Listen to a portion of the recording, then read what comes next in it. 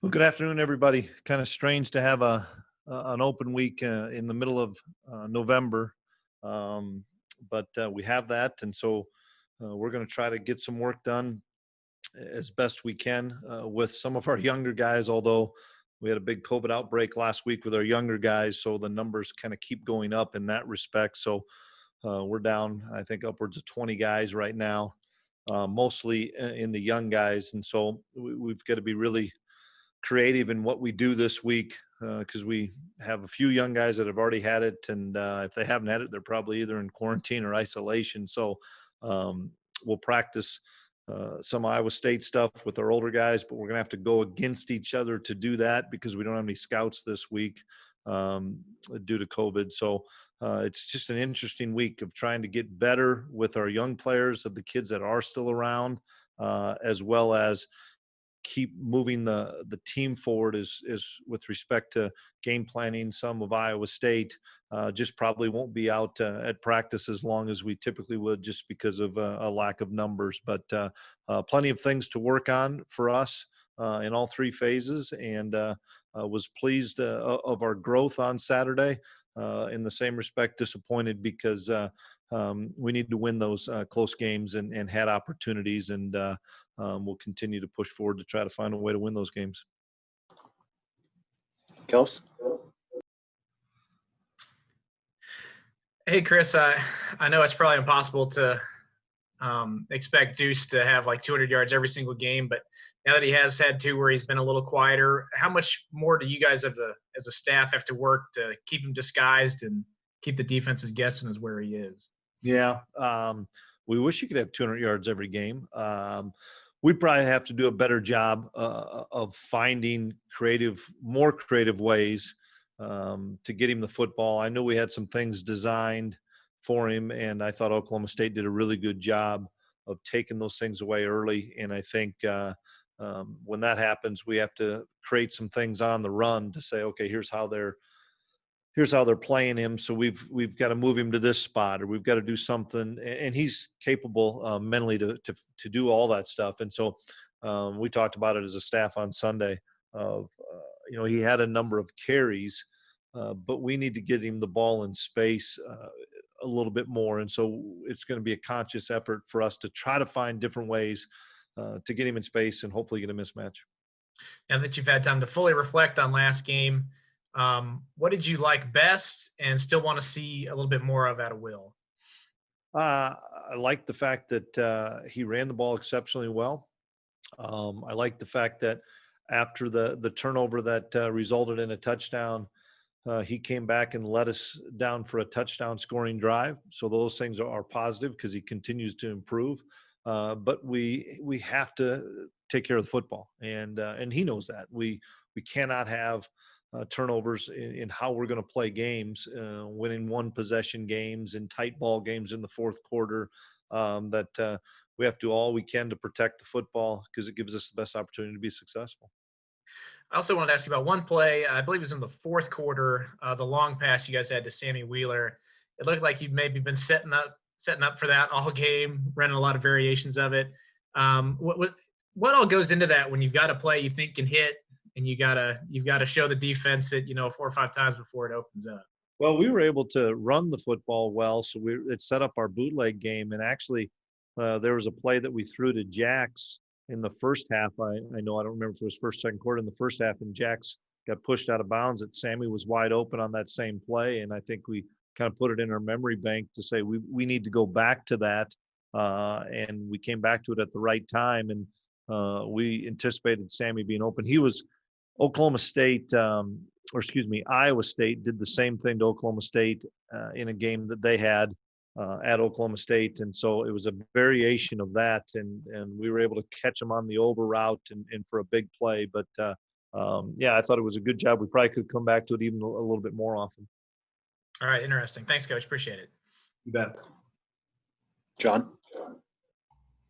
Yeah, Chris, being down a quarterback already, do you have to worry about how many times Will is running the ball in a game like that? Or is it just, hey, we got to do what we got to do? We have to do what we have to do. I thought Oklahoma State was really good of taking away our outside run game, some of our perimeter stretch run or jet run, whether it was with Deuce or whether it was with Harry or a wide receiver. They were running really well sideline to sideline. But in doing that, I thought it left some pockets inside where the quarterback could fake it and run essentially in the A or B gap. And so we have to do that. We're continuing to manufacture different ways to move the football offensively. And I was really pleased with how we played up front. We're getting better up front, but for us, it's got to be an 11-man offense. We can't just say it's a 10-man offense and the quarterback's not a part of it. He has to be a part of it for us to be successful. It was when Skyler was playing. And so I'm pleased with where we're at on that respect. And I do think that Nick Ost could give us that ability to do that too. And so could Jaron Lewis. Did you anticipate just in recruiting, Will, that he'd be able to have that kind of success running the ball for you guys? Not this early. I still thought we'd be seeing number 10 out there spinning it around this whole senior season. So we knew he was a good athlete. And I think in fact, I know dating back to the Texas Tech and TCU game, he's getting stronger. And you can tell that he's put on a little bit of weight, put on a little bit of strength, in probably in better shape. And that just takes time. And I'm excited because he is a threat to run the football. I was also going to check too. Do you have an injury update on Sammy Wheeler who went out of the game? Yeah, Sammy unfortunately fractured his clavicle on that long play, and so unfortunately his season's cut short again. I feel awful for him because he's doing some really good things, and unfortunately for Sammy, he just hasn't been able to stay healthy, and it's an awful thing because he's playing well. We're already down Briley, and so won't be a whole lot of tight ends out there this week. Appreciate it, Chris. Thanks. Yep. Karen? Thanks, Ryan. Hey, Coach, talking a little bit about these young players who right now are in quarantine, what can you do to get the message to them how important it is for everybody to kind of go that extra mile, because you need them. You need them on the scout team. You need the young players. You don't need your team infected. You have a great team and you have big ambitions. And how do you get that message across to the younger group that seems to be carrying this? We just keep preaching it as much as we can, Karen. And it's not something that goes unsaid on a weekly, daily basis. Whether it's our trainers, whether it's our strength and conditioning staff, whether it's us as coaches in position meetings after a practice. And I remember saying it last week even, that guys, this is getting hotter and hotter. COVID's spiking everywhere. Our campuses as a bunch. And I think it's more of the kids in general, student athletes, students on campus, living in residence halls, that are spiking so much, because it's not, knock on wood, as much our kids that are living in apartments off campus, because those kids don't come to campus very much. They're just coming to the facility and back home. But it's unfortunate that it's a lot of young people, freshmen, and my daughter's a freshman, so I'm petrified every day. I'm calling her to make sure that she is taking care of herself. She hasn't had it, but it's just kind of where we're at. And it's not just at Kansas State. You look across the landscape of colleges, it's just, we knew there would be a spike like this, and unfortunately, it's getting the best of us at K-State. One other question, and that is, after the game, every player, and I think you even said, even though there was a disappointment in losing to Oklahoma State, the big thing that came out of it was, we can play with these guys. They're ranked and we can play with them. There seemed to be a new confidence, even though there was a loss. Do you sense that? Are you seeing that going into this break? Yeah, I think our guys know they belong, and we talk about that, but we have to finish. And we finished in a Texas Tech game. We finished in a TCU game. We finished in an Oklahoma game. And we didn't get it done this week against Oklahoma State, in a game that, in my opinion, we kind of let them off the hook. We had an opportunity to win, and give Mike and his crew credit. They found ways to win, and that's what good football teams do. And I believe we're a good football team that in due time is going to come on the winning end of those type of games. But we didn't this week, and so we have to learn from it. And you can't dwell on it. That's the thing. I don't want guys walking around here on eggshells thinking, "Oh boy, we didn't get a win," and coaches are mad and stuff. Guys, we're getting better, and you have to move forward. And you can't dwell on things and take steps backwards. You have to continue to move forward. Thanks, Coach. You bet. Thanks. Arnie? Yeah, Karen talked a little bit about this, but with the COVID situation, I was wondering, just going into the season, there really was no template for how to handle this as a coaching staff. But do you share notes maybe with other coaches, or is it an evolving situation how you handle practices, games, everything? Yeah, you share some with some of your closest people in the profession, but I don't think there's a template or anybody's got the manual to say this is how you do it. And we knew this was going to be an unbelievable challenge. I don't think the outside world, unless you're in our facility every day, knows how hard this is and how difficult the time is for these 18 to 22-year-olds and us as coaches to develop. I mean, we had a plan laid out 10 days ago, 15 days ago, that I had with some of our staff and more support staff. Here's how we're going to attack this week on Tuesday, Wednesday, and Thursday with these young players so that it could catapult us into here's what we need to spend the remaining scholarships in 2021. Here's what we need to look for from a walk-on standpoint, whatever it may be, because we need to get an evaluation on X amount of guys, and this is the last open week we have. Now that's thrown away. That template's gone because there's a lot of kids we need to get an evaluation on that are sitting in their dorms in isolation. And it's unfortunate, but it's also reality, and it's also the new normal. And so we're going back to the drawing board and saying, okay, what can we do to get done this week so that we can still prepare for Iowa State, but try to push the program forward for the kids that have had COVID, that are young players, don't have to deal with the contact tracing, and are still practicing.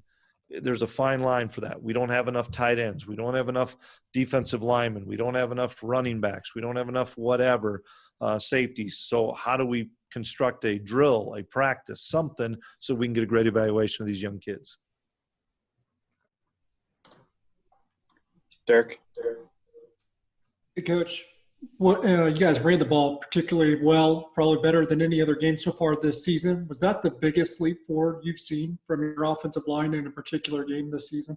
Yeah, it was. Give Coach Riley credit and give those players credit. They won the line of scrimmage and did much better. We need to continue to improve. We can't just say, okay, it's there now. This doesn't happen at any position.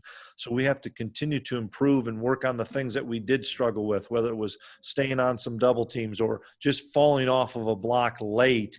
And that's what happened on Will's fumble. We fell off a block late, and defensive lineman does a great job, gets off the block late and strips the ball from Will, or we have a one-on-one tackle with Will, and maybe it's a 4th and 1 and we have to make a decision, or we get a first down. Instead, we fall off of a block late and he strips the football. Give them credit. But we are continuing to try to get better every day, and that's where our offensive line this week needs to continue to go against our defensive line, because I think our defensive line is as good as there is in the Big 12. I really believe that collectively, and they make our offensive line so much better. You did talk about the recruiting aspect. You touched on it a little bit in terms of you wanted to evaluate your guys so you can kind of determine the numbers a little bit better. Signing day's just a little over a month away. Does that heat up in this final month, and what do you kind of have left to do before then? It does heat up, but it's not like they're coming on campus, and it's not like we're going out and seeing them. That's the difference. You have an open date this late, we'd be all over the place, going to playoff games and visiting community colleges, whatever it may be. None of that stuff's happening. So it's us continuing to stay on phones and text with guys, but it's coming up fast, and we still have a lot of work to do. So we're spending a lot of time with our staff evaluating maybe some players that now maybe finally have 3 high school games on film, some that have a full season on film, It's unfortunate the states that still aren't playing because we don't really have an evaluation on those guys other than their junior film. One last quick thing. How active do you foresee your guys in the transfer market in the offseason? We'll probably evaluate that a little bit more in December. We're never going to shut it down totally. I don't want to have a bunch because we're still a developmental program and trying to build this thing so that in the future we're competitive year in and year out at a high level. And I don't want to do a quick fix, but in the same respect, that was part of this week to see how far some of these kids were to say, do we need to go get another player at X position or Y position? Thank you, Coach. You bet. Got two hands raised. We'll do these quickly, starting with Adam. Coach, with the player of Deuce Vaughn, who was not recruited as he should have been coming out of high school, did you just sense a chip on his shoulder from the first snap that he took in practice that he wanted to show how good he was at a Big 12 level? Well, mentally, he was so sharp during our early time with him as far as learning the playbook and spending the extra time. So that part of it I was excited about because the game was going to slow down for him from a mental standpoint because he just gets the game and he really studies the game. From a physical standpoint, we saw him on film and really liked what we saw in high school and said this type of player can be a difference maker for us. And then as you went through the first few weeks of fall camp, you saw him making really good players on defense that are making a lot of plays for us right now, missing the open field or not be able to cover them or just get outrun or get juked. And so we're like, okay, great. You combine the fact of his physical skills, his mental makeup, as well as just, the kid's got an unbelievable heart. He's a tough runner, and he loves the game. And sometimes we underestimate the value of somebody that just flat loves the game. And this kid really does. Last one here, Kellis. Given the bad news on Sammy, I was going to ask, what's the update on Briley? Would you anticipate him being back for Iowa State? It's too early to tell, Kellis. Maybe next week at this time we'll have a better idea. We didn't do anything yesterday. We gave the players off other than meetings, and I don't envision him practicing these next couple of days. So we're probably a minimum of a week away from really having a great update on him. And I guess, worst case scenario, if you're down both him and Sammy, what would you do at tight end there? Maybe you could come and play. We were struggling. We've got Connor and we've got Nick and we've got a bunch of fullbacks that we'd have to be able to move around a little bit. And so that's why there is a benefit to have an open week. And we have 3 young freshmen that we're really excited about that potentially could be that role. They're not going to be here either for the next 2 weeks. And so, and we're not a 10 personnel 4 wide team. So we have to be pretty creative on offense and hope that we get a chance to get Briley back and we keep moving Connor in the right direction. We know Nick's a good player, but time will tell what we'll end up doing there.